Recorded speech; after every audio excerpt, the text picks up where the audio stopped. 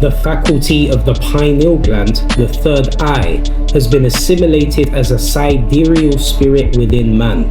I'll explain.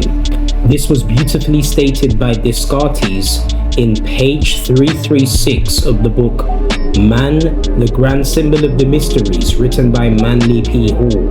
A sidereal spirit, meaning the pineal gland's functionality is separate from the brain and constitutes divine messages irrespective of the kama manas, animal mind's illusionary nature. But the pineal gland must be tinctured through kundalini, which turns the base elemental metals from lead, which is lower, into gold, which is divine.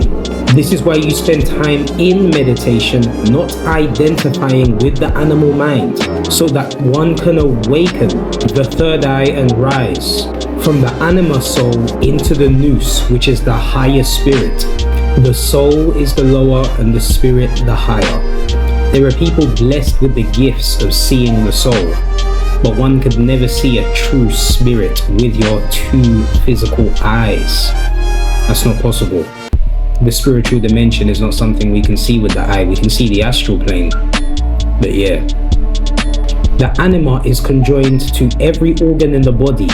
However, the pineal gland is the divine portion which cannot be manipulated.